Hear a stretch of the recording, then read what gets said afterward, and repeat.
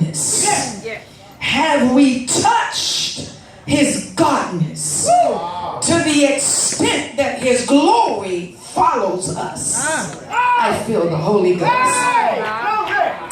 If we can get off of what he's promised, and if we can push further into his presence, if we can move in and out of his power, I believe that the revival will break out in the church to the extent that the voices that are crying out and the glory that is on us when we walk through the market and we are at the gas station pumping gas, and while we're picking up our fruit and we're out getting fresh collard greens and strawberries and melons and peaches and apples and oranges, that glory would be on us like the days of Azusa.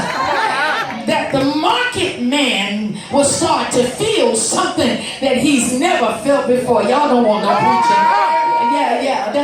That the gas attendant, when you go in to pay for your gas, if you're not using your debit or credit card, they will see something on you that they ain't used to seeing, because you have been in the presence and under the glory of God. You have been in a place of power of his godness, and you're not even concerned about what he promised, because whatever he promised is already on the way. You're not even worried about what's going to happen tomorrow or the next day or the day after, because there's something in your soul that has longed for a revival where drunks are getting saved and girls that are walking the streets are getting delivered, and your children are wondering why you are praying the way you are praying in the house, and something is shaking their bedroom, and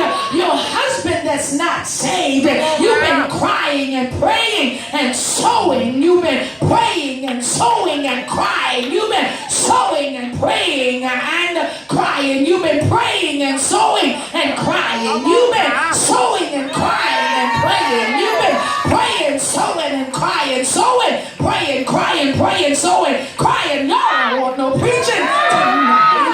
But in the midst of all of that, God still shows up in the midst of what you've been praying for. And tonight, whatever you've asked God for, you can expect a breakout in your life. Whatever. If we could get his godness, we would have total access to his power. For the first time since we are somewhat in the neighborhood, just touch a neighbor, just touch them, don't get on their nerve, and say, neighbor, if I can get his godness, I have total access to his power. Yes, Lord. If I could get his godness, if I can stop asking him for stuff, if I just stop looking for material stuff and trying to keep up with the Joneses and the Smiths and the Jacksons, just be satisfied with what he's blessed me with. Because if I have access to his power, I can have anything that I ask for in his name, because he said, ask me and it shall be given unto you. Seek me and you shall find me. Where my Bible students? Knock and the door shall be open. Touch somebody and say, this is revival. This is revival. This is revival. This is an aftershock here as we walk up to the text, my Lord.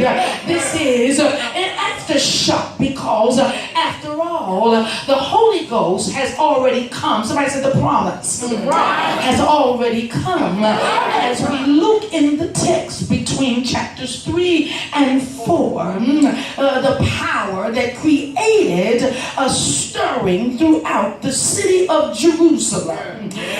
This power, this aftershock, where all nations, ethnicities, backgrounds, different languages of people had an experience with God.